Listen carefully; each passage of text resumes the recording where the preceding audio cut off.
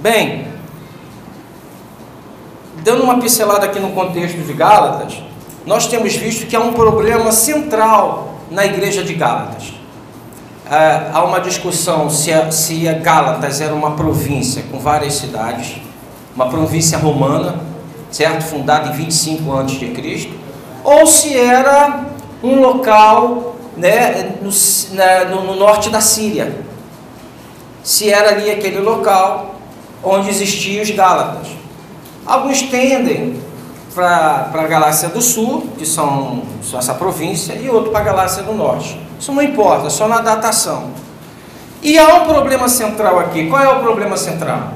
Se os cristãos tinham que se circuncidar para poder serem salvos, se eles tinham que guardar as festas que foi ensinada por Moisés, se eles tinham que participar das cerimônias, se eles tinham que guardar o sábado, tudo isso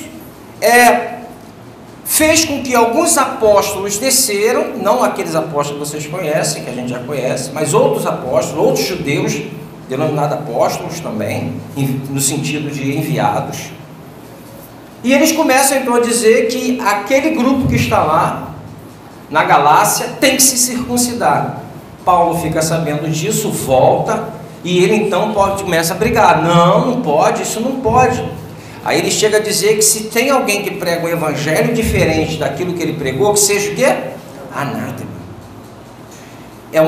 Anátema é uma palavra que diz amaldiçoado por Deus, que seja amaldiçoado por Deus. Imagine se Paulo está aqui hoje, ele amaldiçoa muitos irmãos aí, que estão pregando outro evangelho. O evangelho da campanha, o evangelho do sal grosso, o evangelho da sombra da cruz, o evangelho da Bíblia que toca tem poder, o evangelho da gruta poderosa, né? Você imagina com esses acréscimos ao evangelho que Paulo não falaria. Então Paulo começa a defender primeiro o seu apostolado. Olha, eu não fui chamado por homem, eu fui chamado diretamente por Deus. Ele começa a falar isso. Eu fui chamado por Deus diretamente na estrada de Damasco. Quem conhece o capítulo 9 de Atos sabe como foi a conversão de Paulo. Depois ele diz, olha, eu fui enviado por Deus, eu não fui enviado por homem algum, eu fui enviado por Deus. Ele refuta a questão da circuncisão, de ter que se circuncidar, guardar festas cerimoniais, datas, calendários judaicos, não diz nada disso. E ele então começa a comprovar que ele não tinha estado com os apóstolos em Jerusalém ainda, que ele se converteu, ficou 3 anos na Arábia, certo? Aí ele volta, depois vai embora de novo, fica 14 anos. Deus só vai usar Paulo depois de 17 anos. O que significa? Um homem de Deus tem que ser preparado. Para Deus preparar esse homem aqui, Paulo levou 17 anos. Eu fico vendo às vezes as pessoas se convertem hoje, daqui a 1 ano se torna pastor. A pessoa se converte hoje, daqui a 4 meses já está dirigindo uma igreja. E Paulo levou 14 anos sendo preparado, com muita dor, com muito sofrimento, com muita angústia, certo? E ele agora tem um cabedal para não ser mais sentimental, humanista, né? Vocês sabem que a gente herdou o humanismo, eu sempre falo isso aqui, a gente herdou o humanismo. Sem você perceber, depois do Renascimento, né? Entrou o homem sendo o centro de todas as coisas. O homem passa a ser o centro de todas as coisas, não mais Deus. Então, se uma coisa está errada contra Deus, mas você vai contra o ser humano, com quem você vai ficar? Com o ser humano. Você vai dizer assim, não, que se dane Deus, cara. O importante é o ser humano. A pessoa se torna humanista. Então, tudo é em torno do ser humano. Deus existe por causa do homem, e não o homem, como a Bíblia diz, existe para glorificar a Deus. Então tudo que Deus faz é como se ele fosse um grande Papai Noel. ele tem que me atender, ele tem que fazer tudo o que eu quero, tem que ser do meu jeito, se ele não fizer eu rasgo a Bíblia, e ele tem que dar, e ele tem... Inverteu tudo, principalmente essas mensagens loucas que estão aí. Que o que enche igreja é o que Deus te dá, não é o que Deus está te chamando para ser nem fazer. Isso não enche igreja. O que enche igreja é o que Deus vai te dar daqui do púlpito, e não o que Deus está te chamando para ser ou fazer para Ele. Falar de cruz, que você vai ter que carregar a tua cruz, isso não prega mais. Que você tem que se arrepender dos teus pecados, que você tem que parar em casa e olhar para a tua vida, e olhar para o Evangelho, olhar para a tua vida, e olhar para o Evangelho, e ver que está totalmente fora dele, e falar: Senhor, olha como eu estou fora, então, Pai, me arrependo, sabe? Pensar nas consequências de viver fora do Evangelho, dizer: as consequências vão só essa, uma hora essa conta vai ser cobrada, Senhor, porque o salário do pecado é a morte, e você traz, sabe, não fica esperando se cauterizar não. Davi foi confrontado por Natan com a palavra de Deus para se arrepender. Então o que nós nos fazemos? Paulo vai dizer para os coríntios: se vocês se julgassem a si mesmos, não seriam julgados por nada, nem por ninguém. Então muitas vezes nós temos que nos julgar, no sentido de avaliar: Senhor, olha como eu estou fora da palavra, as consequências virão, o salário será pedido. E aí, nesse momento que eu confronto a mim mesmo com a palavra, o arrependimento pelo Espírito Santo brota. O que você tem que se arrepender na sua vida? Olha a colheita que você tem tido. Veja se a sua colheita não é o salário do pecado, não é fruto da distância de Deus, não é fruto desse andar de maneira autônoma, porque esse é o pecado do primeiro casal, andar de maneira autônoma, né? Eu sou assim, você sempre assim, vou morrer assim, Gabriela, né?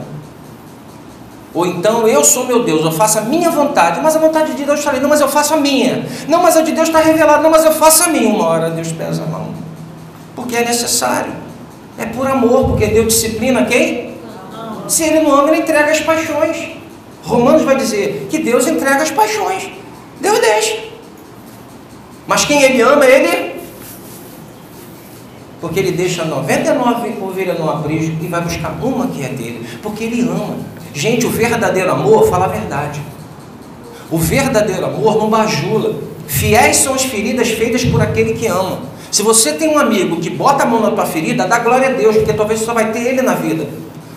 Facebook você tem 2.000, mas amigo de verdade, se você tiver um, dá glória a Deus.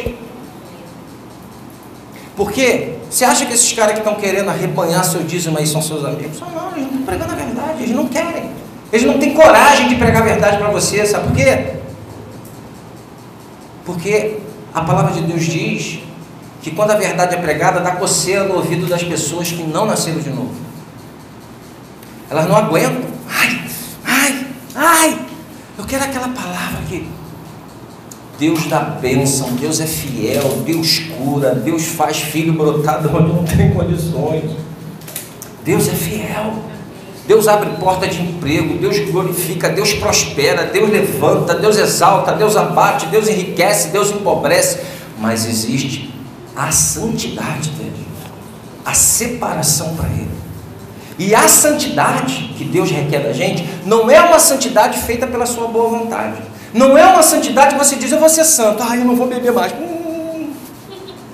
eu não vou ter mais 3 mulheres na rua, eu não vou mais cheirar, eu não vou. Não, você não vai conseguir, ok? Você não vai conseguir, porque é isso que Paulo está refutando aqui: tentar se santificar por regras. Tentar se santificar, quando a palavra santificar significa se separar para Deus, tá? Se tornar separado. Então não adianta você tentar não fazer uma coisa pela tua carne, você não vai conseguir. A santificação vem única e exclusivamente pela fé no que Jesus fez por você e pelo Espírito que habita em você. Por isso que a palavra de Deus diz: andai no Espírito e jamais satisfarei. Olha, esse jamais é muito profundo. Jamais satisfareis a vontade da carne. O que significa isso? Que só andando no Espírito você vai ter vitória na carne.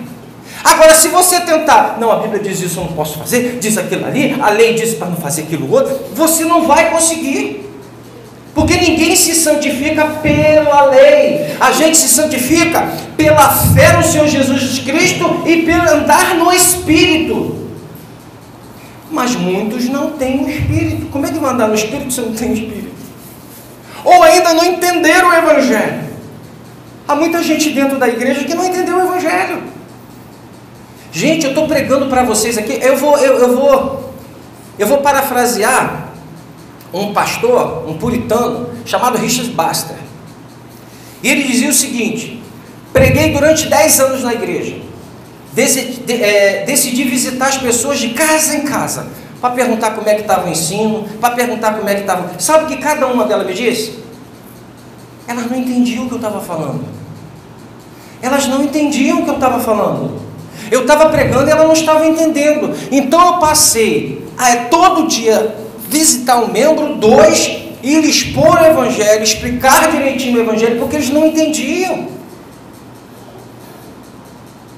E ele falou: eu tive mais proveito em 1 ano do que em 10 de pregação, quando eu passei a visitar e tirar dúvida das pessoas. Eu tive mais proveito em 1 ano de visitação do que em 10 anos de pregação. Eu estou pregando para vocês, gente, eu tenho certeza, porque eu já fiz essa experiência. Se eu parar, vocês estão entendendo Gálatas? Mais ou menos. Vocês sabem o que é justificação pela fé? Se eu sentar para conversar, vou dizer a vocês, muitos não estão entendendo o Evangelho. Não entenderam. Por isso que a palavra de Deus diz que o Evangelho é o poder de Deus. Sabe? Quando eu prego, eu preciso depender que o Espírito Santo, que aqui está agora, vai abrir os corações para vocês entenderem. Porque é o Evangelho que é o poder de Deus, não é a campanha, não é a minha articulação, não é a minha sabedoria. Minha sabedoria não é nada. Eu não sou nada. Tudo que eu tenho de conhecimento é esterco perante Deus. Imagina se Paulo considerou dele, imagina o meu. Se o poder do Espírito Santo não usar o Evangelho pregado, ele não adianta de nada. Primeiro, que aqui eu não estou oferecendo que tu vai ficar rico.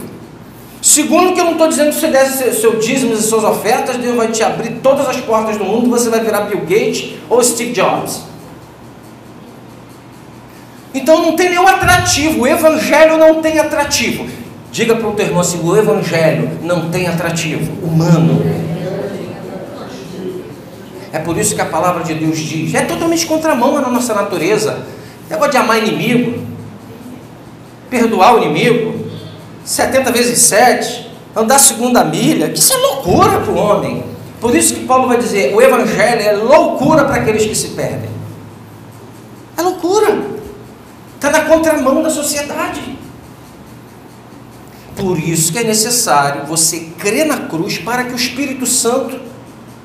Por isso que é necessário, o Espírito Santo habitar em você, regenerar o seu coração, tirar o coração de pedra e colocar o de carne, para que quando o Evangelho for pregado, ele caia em boa terra. Entendeu? Ou não?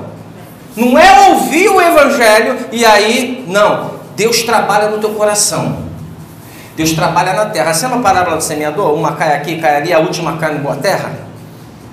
Quem preparou essa boa terra? Foi o Espírito Santo.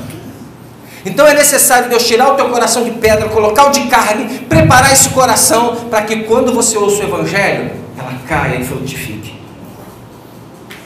É isso que Deus falou em Jeremias 31. Eis que tirarei o coração de pedra e colocarei o coração de carne. Escreverei minha lei, não mais em tábuas feitas de pedra, mas no coração. Essa é a doutrina da regeneração. Deus regenera o coração para que quando a palavra caia, a fé brote. E se o coração não estiver regenerado? Você ouve o Evangelho para condenação.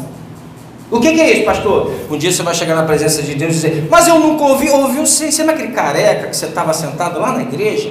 Ele pregou o Evangelho e você falou, eu não creio em nada disso, não estou entendendo nada, que se dane, vou tomar minha vida, deixa a vida me levar. Então você ouviu o Evangelho e você recusou. Então, quando eu estou pregado aqui, é para edificação e salvação de muitos, mas também é para condenação. Quando você, a pior coisa que vocês fazem é estar sentado aqui. Não tem escapatória. Vocês vão ser cobrados por ter ouvido e rejeitado o Evangelho. Que Jesus morreu pelos teus pecados, te substituiu na cruz, para te dar vida eterna. Te trouxeram para a furada hoje. Amém? Então, agora eu vou começar a mensagem.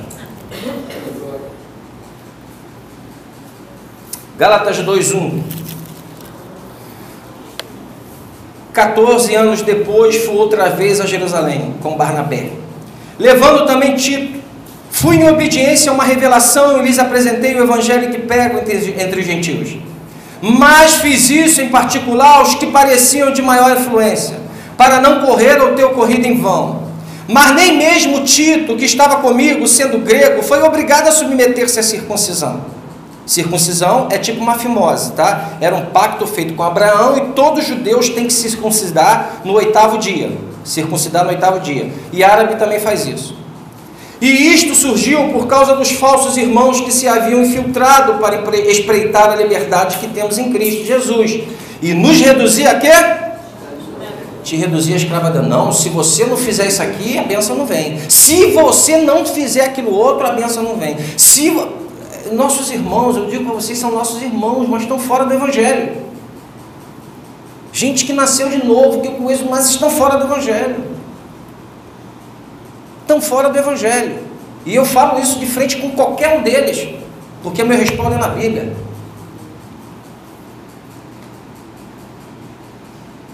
A gente tem que pregar o Evangelho para agradar a Deus e não a homem.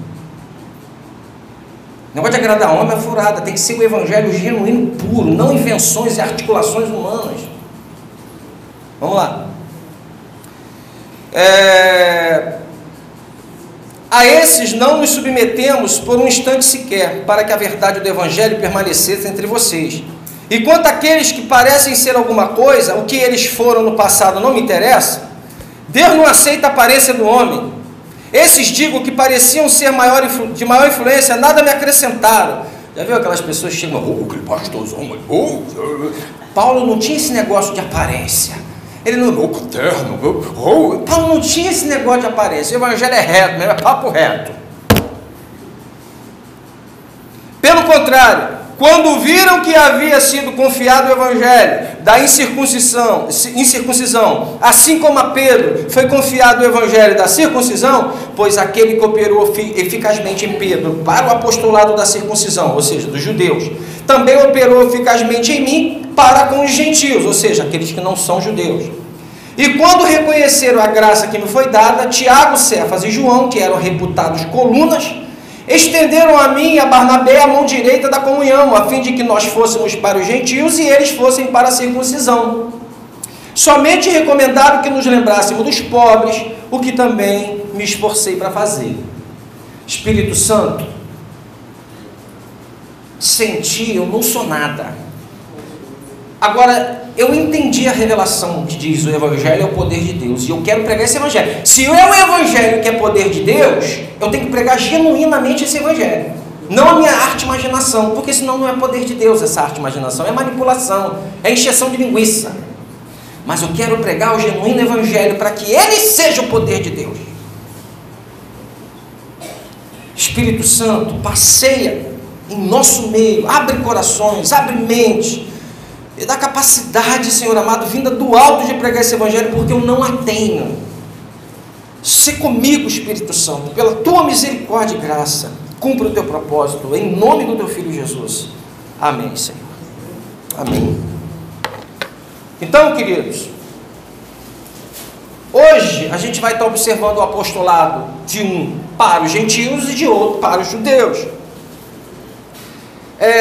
Após 14 anos, Paulo retorna a Jerusalém. Olha lá, 14 anos depois, fui outra vez com Barnabé, levando também Tito. Fui a Jerusalém, né? Com Barnabé, levando também Tito. Fui em obediência a uma revelação e lhes apresentei o evangelho que prego entre os gentios. Mas fiz isso em particular aos que pareciam de maior influência, para não correr ou ter corrido em vão.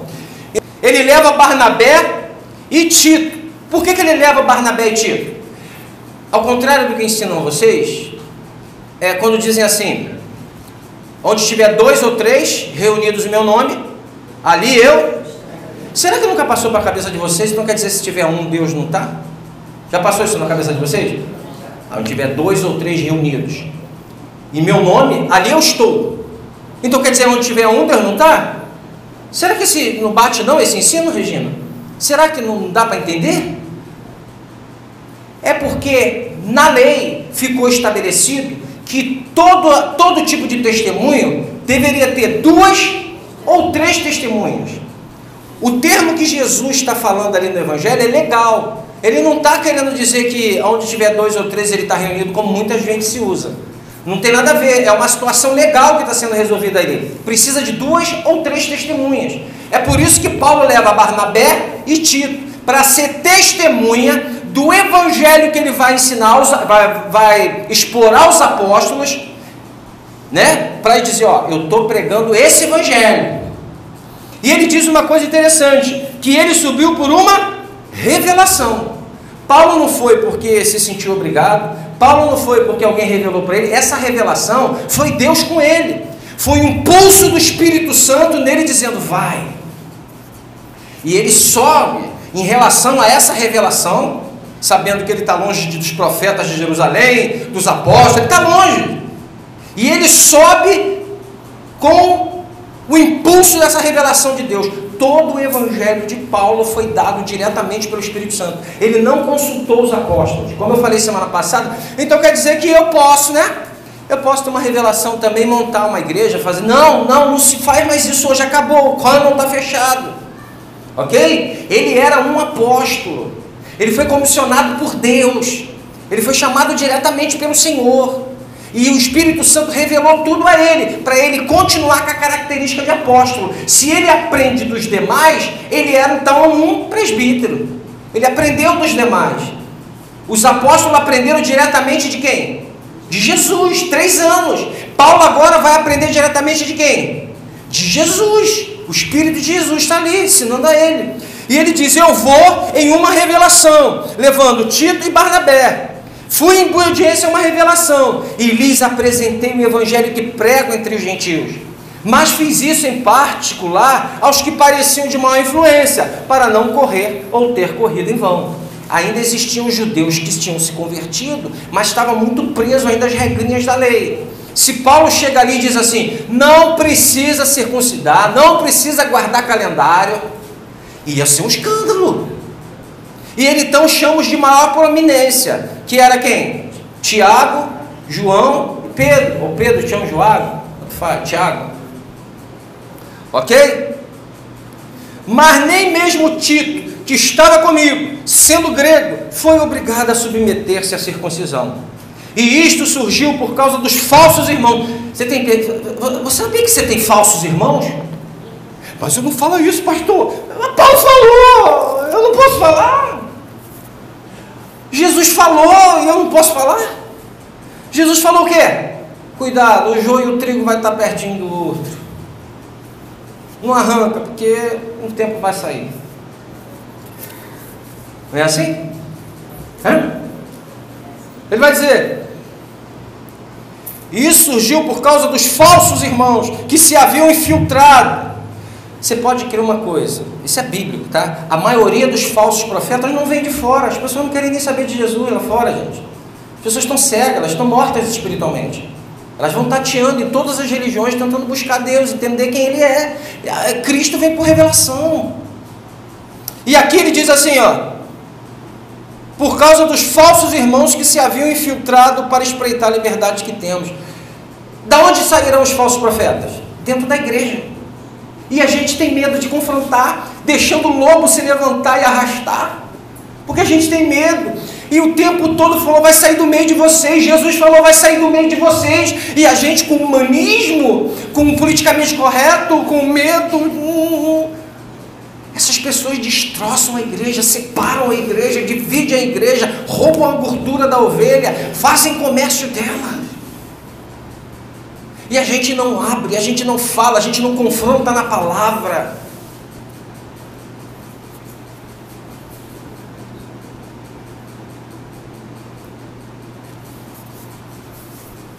eles haviam se infiltrado, eles haviam estado no meio deles, eles haviam ido para a cantina com eles, eles haviam orado no final do culto, eles haviam visitado os irmãos, eles estavam no meio.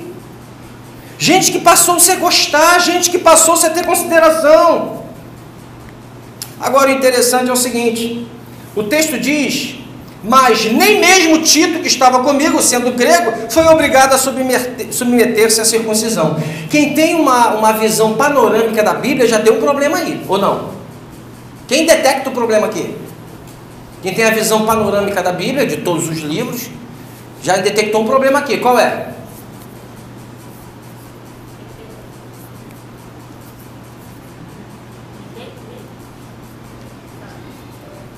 O problema é que Paulo não deixa Tito se circuncidar, mas tem um problema. Você pode abrir Atos 16, 1, 3, você está em Gálatas, deixa o dedinho aí, abre Atos 16, vamos dar uma passadinha por Atos 16, 1, 3. Quem achou, diga amém. Diga assim, diz assim, Paulo 16, 1 a 3, Paulo não, Atos 16, 1 a 3. Paulo chegou também a Derbe e a Listra. Havia ali um discípulo chamado Timóteo, filho de uma judia crente, mas de pai grego. Os irmãos em Listra e Icônio davam bom testemunho dele. Paulo queria que Timóteo fosse em sua companhia, e por isso circuncidou por causa dos judeus daqueles lugares.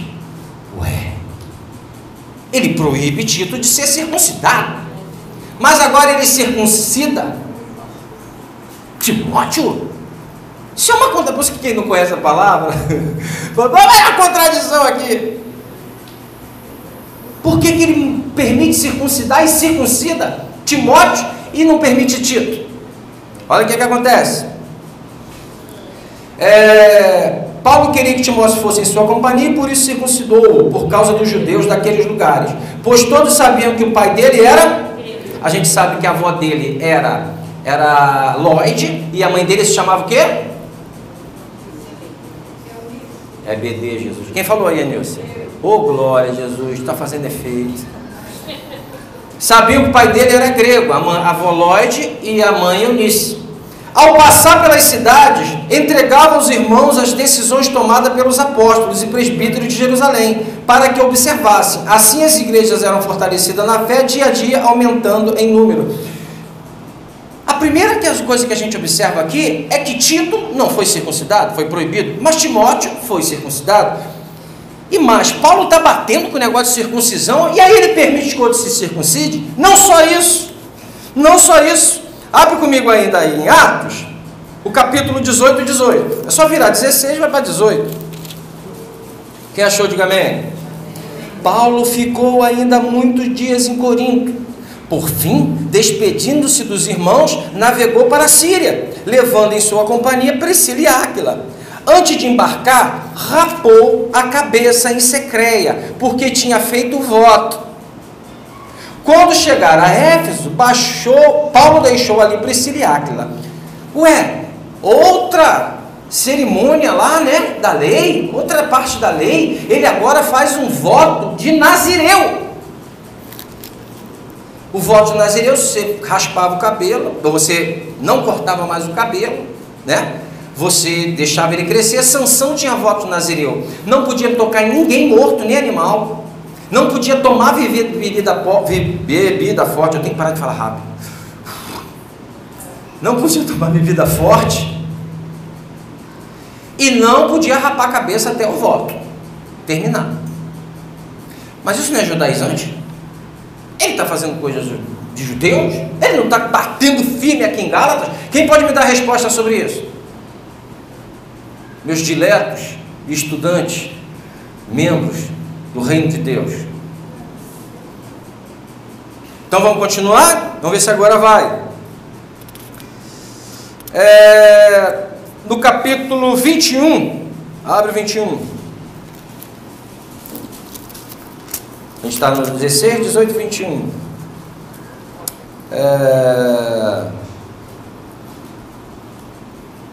Pega aí do 20b, deixa eu ver se vai ficar bem perto. 21. eles foram informados que você ensina todos os judeus entre os gentios a apostatarem de Moisés, dizendo-lhes que não devem circuncidar os filhos, nem andar segundo os costumes da lei. Que faremos então? Certamente saberão que você chegou, falando com Paulo, os presbíteros ali, os apóstolos estão falando com Paulo.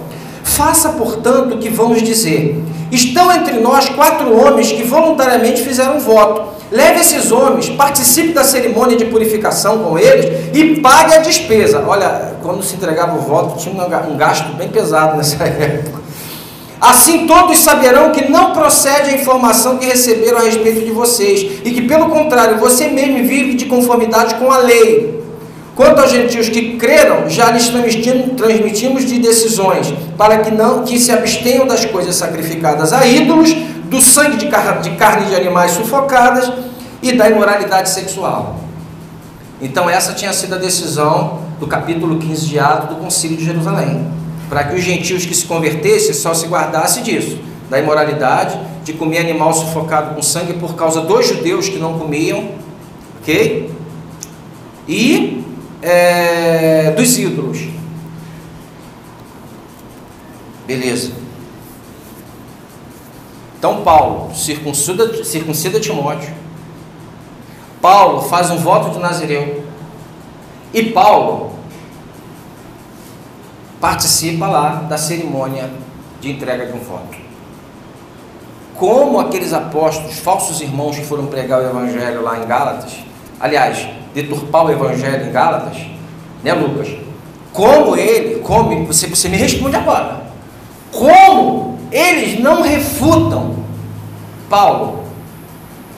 Pô, você sentou lá, você se circuncidou, você fez isso, você participou de cerimônia, agora está falando para a gente só não cortar o cabrestinho? Ou então uma pelinha? Agora vem a explicação. Se lembra que Paulo em Coríntios fala que se fez judeus com judeus, com gentios com gentios, para que de alguma forma ganhar todos? Paulo se fazia o que tinha que ser necessário. Existia um missionário chamado Hudson Taylor de Londres, que foi missionário no norte da China. Ele usava aqueles rabos, ele começou a pregar o evangelho e ninguém queria ouvir ele. Ele então passou a usar aquela peruca com aquele rabo que vem até aqui assim, e usar roupa de chinês. As portas se abriram e o evangelho começou a ser pregado. O que Paulo está falando é que muitas das vezes você tem que parecer, você tem que ter uma identificação com a pessoa.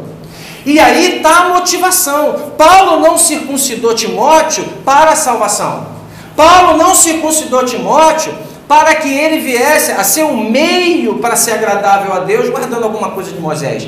Ele fez isso para não causar escândalo. Ele vai falar em Romanos capítulo 14, que se comer carne escandaliza o teu irmão, não come. Se usar uma roupa indecente que escandaliza o teu irmão, não use. Se falar coisas que escandalizam, não fale. Não por causa da sua consciência, você está tranquilo, mas por causa da consciência daquele que é mais fraco na fé. Até os anos 80 não se podia ter barba dentro da igreja. Não se podia ter barba. Só que quando a gente vai para os judeus deixavam a barba crescer. Era vergonha ter a barba raspada. Mas os irmãos não conheciam o contexto histórico de judeus. E eles então proibiam usar barba. Até porque era no momento da ditadura, Milico usava o rosto feito e isso acabou. Mas os judeus, a honra era a barba. Não ter barba era desonra. Quando os mensageiros de Davi vai à casa lá esqueci o nome do cara lá, para avisar que Davi estava disposto a ajudá-lo, porque o pai dele tinha morrido, e ele fica achando que eles estão lá para espreitar as coisas dele. Ele vai lá, manda cortar a roupa dele e raspar a barba. E eles ficam no deserto até a barba crescer de tanta vergonha. Davi vai lá, manda um comando e zica todo mundo. Né? Então era vergonha não ter barba no Antigo Testamento. Por isso que os árabes, a maioria, tem tudo barba. Alguns judeus têm barba, mas ortodoxos têm barba. Mas no evangélico, os evangélicos até os anos 80 não podia ter barba. Então ele faz isso para a porta se abrir, para que não se... Timóteo é um filho de um grego, a avó dele e a mãe são judias, mas eles são gregos, ele é grego, o que ele está fazendo no meio aqui do povo de Jerusalém, na cidade de... Não, mas ele é circuncidado. Tranquilo. Circuncidou é judeu. ok? E é por isso que ele vai participar dessas coisas, para que as portas se abram em Jerusalém. Mas na Galácia ele proíbe. Aqui no meio dos gentios vocês não vão fazer isso não. Aqui vocês não vão fazer isso não. E ele continua.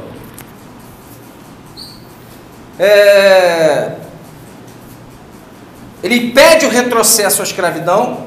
Ele impede que eles voltem à escravidão da lei. Terceiro e último, Paulo não temia o peso da autoridade, nem da aparência quando se tratava de defender o Evangelho. Vamos lá comigo, versículo 6. E quando aqueles que pareciam ser alguma coisa, o que eles foram no passado não me interessa, Deus não aceita a aparência do homem. Gente, preste atenção, Saul era o homem mais alto, bonito. O que Deus fez com Saul? Rejeitou.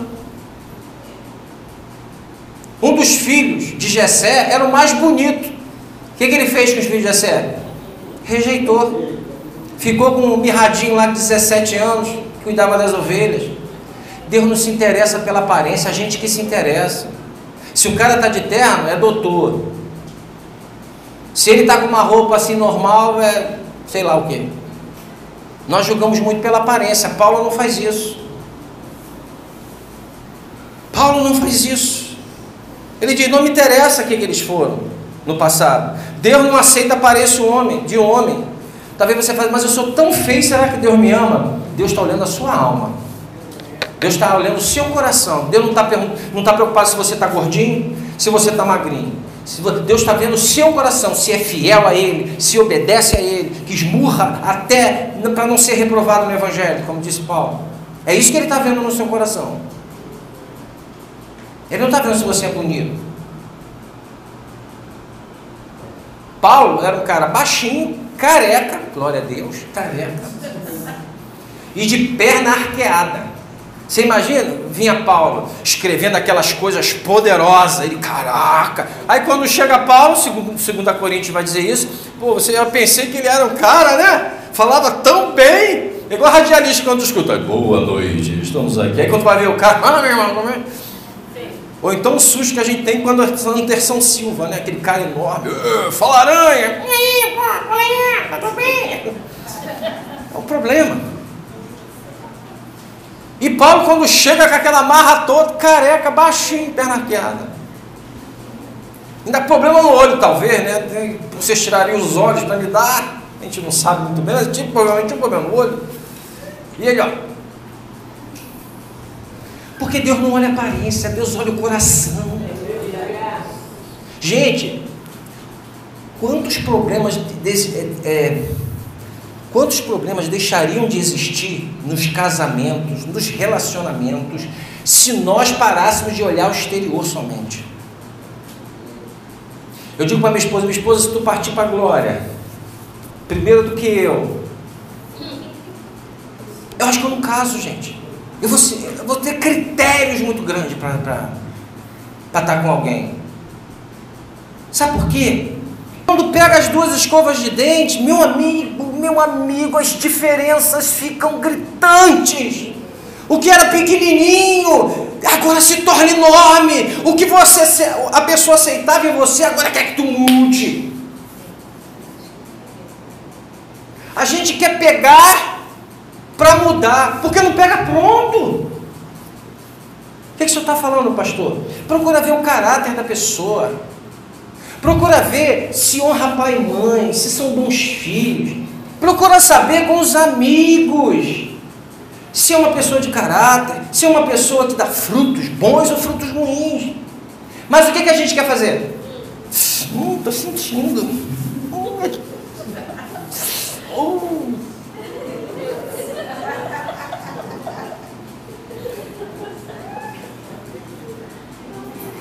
Depois acontece o quê?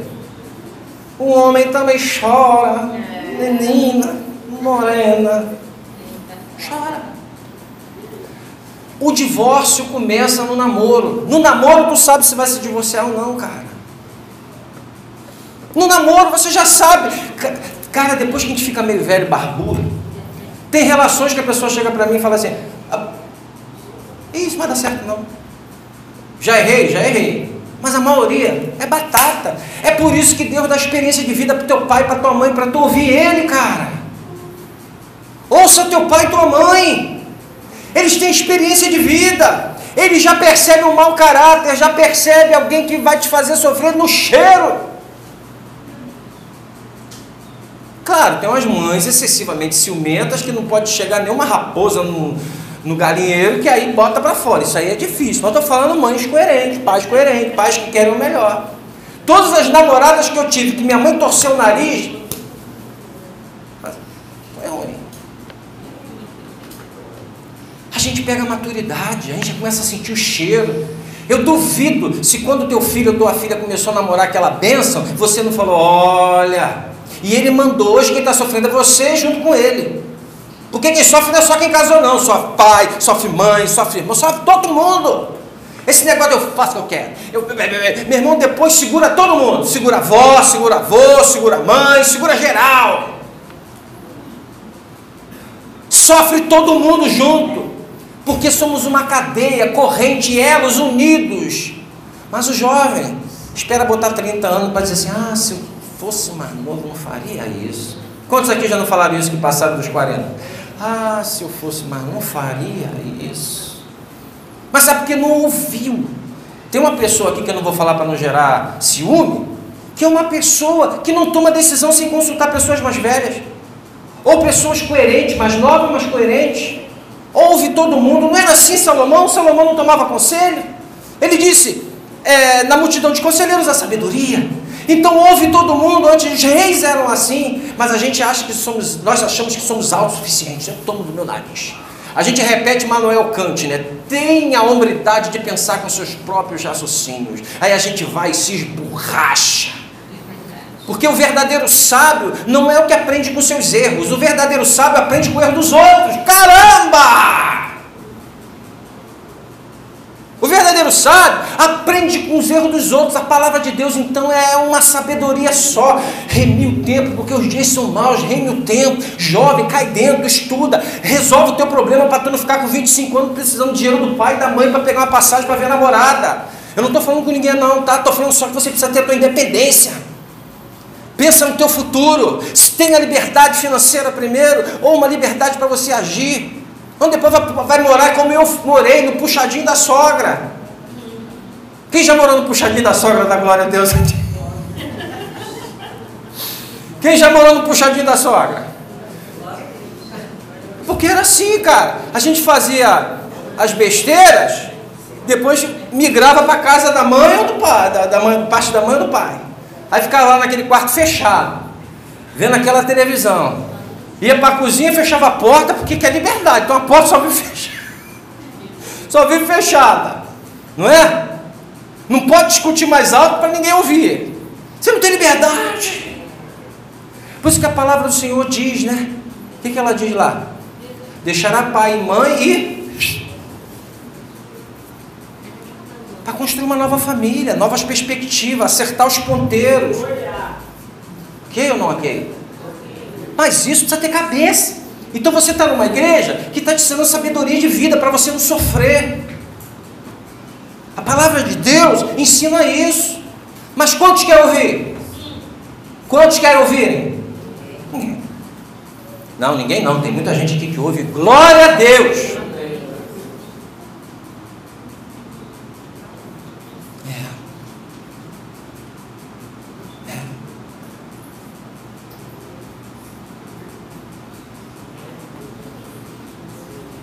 Versículo 6, Gálatas, né? 6.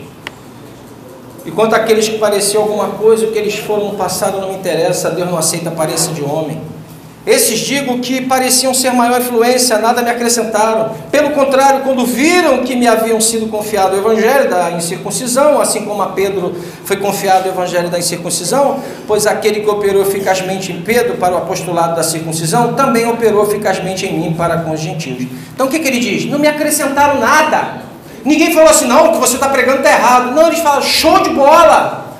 O evangelho está certinho, continua pregando. E Paulo refuta esses falsos apóstolos aqui, em Gálatas, dizendo, eu fui lá e eles não falaram nada do evangelho que eu prego. Está certinho. A única coisa que eles falaram é para eu não esquecer dos pobres. Coisas que eu fiz. Fiz arrecadação lá na igreja de Macedônia, de Corinto, e mandei para os pobres da Judéia. Os cristãos da Judéia pobres, que eram cristãos pobres. Diga comigo assim, há crente pobre. Porque a doutrina nova aí é o seguinte, Deus te levantou para ser rico. Há crente pobre. Há cristão que passa por necessidade, a igreja tem responsabilidade de ajudar. A igreja não tem só que arrancar o dízimo, não, tem que ajudar na hora da dificuldade. Porque se você observar o dízimo no Antigo Testamento, era para isso também, mas isso ninguém prega. Então, se você tiver um momento difícil, essa igreja tem obrigação com você, eu e você temos. Cada um com a sua vida, pastor. Não, se você é cristão genuíno, você tem que amar o próximo como a si mesmo. A lei áurea diz, faça ao próximo o que você gostaria que fizesse contigo. Gente fiel, gente que está dentro da igreja, gente que está chorando contigo, não é gente que está lá fora contando uma história para levar teu dinheiro, não. É gente que a gente conhece, gente que caminha muito ano, gente que até eu mesmo posso precisar amanhã depois. Então, igreja, se os maçons façam isso, que dirá os filhos de Deus? Então, eu não consigo ver o evangelho sem pensar nas pessoas. Eu não consigo ver o evangelho sem... A palavra do Senhor vai dizer claramente, ajude a todos, mas principalmente os da família da fé. É obrigação e privilégio. É obrigação e privilégio. Porque quando tu dá aos pobres, Deus honra a tua vida. Pastor, o senhor está sendo agora muito espiritual, mas é verdade. Mas né, eu dar para receber, de olho no receber, porque a mão direita não pode ver que a outra faz, não é isso? Eu dou por amor, por consciência e porque em primeiro lugar eu agrado meu Senhor. As minhas ofertas não vão agradar a Deus se a minha vida não estiver alinhada com Ele. Chega a palavra a dizer o seguinte, se você está com uma oferta para entregar, e você sabe que alguém tem alguma coisa contra você, deixa a oferta lá guardada, vai se acertar com a pessoa lá, depois você dá. As igrejas estão recebendo o dízimo de tráfico. Não dá para mim, irmão, a minha boca vai abrir. Eu não estou aqui para agradar homem, sinceramente estou aqui para falar a verdade, a palavra do Senhor. Glória a Deus. E vou morrer assim, se Deus me der chance. Porque o evangelho do Senhor tem sido infamado aí fora por causa desses falsos irmãos. As pessoas estão fazendo caricatura de um Jesus que não é um Jesus bíblico, estão fazendo vídeos aí de Natal contra Jesus, mas não é o Jesus da Bíblia, não é o Jesus do amor que me encantou, que mudou minha vida, mudou a vida da minha esposa, transformou a nossa relação, nos fez lidar com as diferenças gritantes um do outro, que fez aceitar-nos uns aos outros, que nos faz coexistir com amor, sabe, com respeito, mesmo passando por grandes tribulações. Esse Cristo que me encantou, que me fez largar tudo para botar uma igreja pequena, para pregar um evangelho puro no meio de um local onde as igrejas lotam e pregam um monte de asneiras. Esse Cristo que encanta, que muda a vida, que faz você amar o teu inimigo. Você ama o teu inimigo de verdade? Fala para mim se você ama o teu inimigo.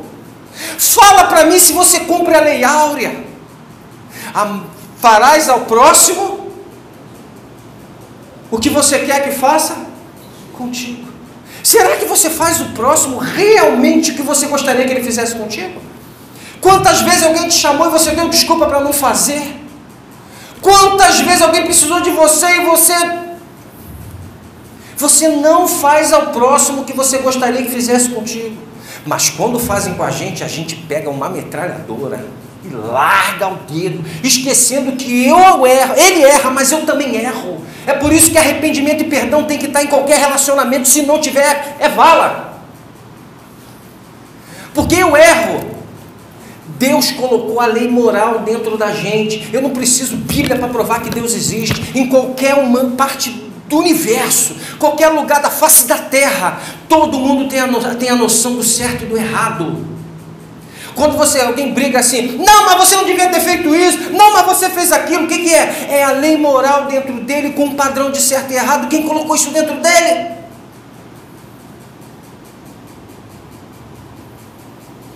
Quando você briga, você não briga pelo que é errado, você briga pelo que é certo. Você sai às veias porque você acha que está certo. Quem colocou essa lei moral dentro de você? Deus colocou essa lei moral. Os 10 mandamentos já estão dentro da gente. Ninguém rompe com os 10 mandamentos ou qualquer um deles à luz do dia. Ninguém adultera, ninguém mata, ninguém mente. À luz do dia faz escondido, porque sabe que a lei está dentro do seu coração.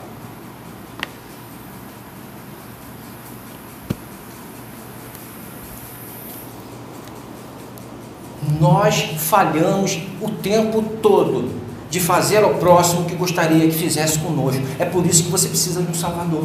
Alguém que tenha ido àquela cruz do Calvário, morrer pelos teus pecados, substituir você. Não sei se a substituição está aqui, acho que está lá fora. Te substituir naquela cruz, porque quem merecia não era Jesus. Ele tinha amor. Talvez teu pai e tua mãe digam que te ama, mas numa hora H, ele pode até te deixar. Jesus não fala isso ainda, que o pai e a mãe te abandone, eu nunca te abandonarei. É possível uma mãe jogar um feto no meio da vala? Mas Jesus não. Jesus disse, eu te amo. E ele foi numa cruz te substituir, a mim e a você. Esse é o amor dele por você. Porque a gente não consegue fazer o próximo que gostaria que fizesse com a gente. Mas a gente adora cobrar os outros que façam com a gente o que ele gostaria que fizesse conosco. Todos pecaram e destituídos, ausentes, fora estão da glória de Deus, da presença de Deus. Mas o Evangelho é o poder de Deus para te restaurar com Ele. A Bíblia diz que Jesus veio e veio te dar vida, e vida não é dinheiro em abundância, não é bolsa em abundância, é vida. Você sabe o que significa isso? Tua alma viverá, teu espírito, apesar de ser tricotômico aqui, não é? Teu espírito renovará, e no teu corpo tudo novo se fará. É tudo novo, gente. É uma paixão louca. Por isso que o Evangelho é comparado a uma pérola que foi encontrada no terreno. A pessoa vai e vende tudo que tem e compra aquele terreno para pegar a pérola de grande valor. Tu fica tão apaixonado com Deus, uma coisa louca, que tu abre mão de tudo. Você quer que todos conheçam essa pérola. Tu fica até chato, é normal. Essa paixão invade teu coração e muda a tua vida e faz você casar dizendo, eu nunca mais troco meu estepe. Vou rodar com esse pneu até o fim, até ficar careca. O meu já ficou. Amém? Não troca não. Então, é isso, gente. A gente passa a amar, sabe? A gente passa a perdoar. Mas e pastor, se fizer aquilo? Eu casei para viver para sempre. Que Deus nos capacite ao perdão, ao amor, à misericórdia. As pessoas já casam assim, casei, daqui a 3 meses separa. Casei, aí o Evangelho é escabruchado aí fora, porque o poder de Deus não está agindo. Eu quero glorificar o nome do Senhor, eu quero ser o bom perfume dele, eu quero que as pessoas cheguem perto de mim e falem, cheiroso, tem cheiro de Cristo. Tem gente que tem cheiro de churume, espiritualmente falando. Você está dando para entender, gente? Vocês conseguem entender isso? Quantas coisas eu abri mão, ainda que eu perca tudo, como Paulo falou, dinheiro, carro, casa, tudo, perca tudo. Eu vou sentir, porque eu não sou ser humano. Vai dar ruim. Mas a alegria do Senhor é a minha força. Eu não estou com Jesus pelo que Ele pode me dar, ainda que quando Ele me deu, eu fico feliz pra caramba. Quem não gosta de bênção, diga amém. Ninguém disse. Todo mundo gosta de bênção. Não sou maluco, não sou ET. Eu gosto de bênção. Quando vem, eu glorifico, meu Deus. Mas quando não vem, continuo adorando o Senhor, me arrastando, buscando, adorando, porque eu sei, sabe, que esse Cristo vive em mim, Ele me guia, Ele fala comigo, Ele me direciona, Ele enche meu coração, do seu interior fluirão rios de água viva. Eu não troco isso por nada do verdadeiro evangelho, porque essas imitações baratas do evangelho. Eu não troco.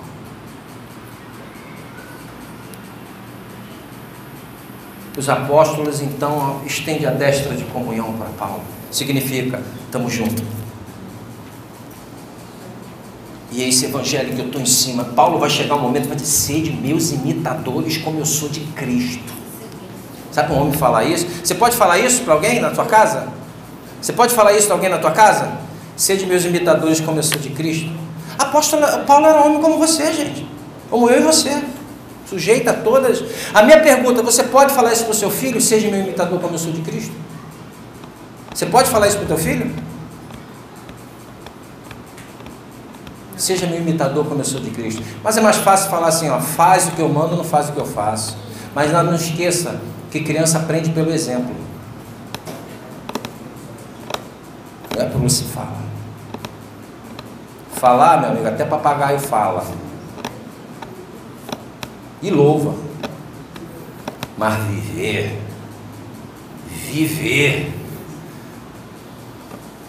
Não é à toa que na arca só entrou 8.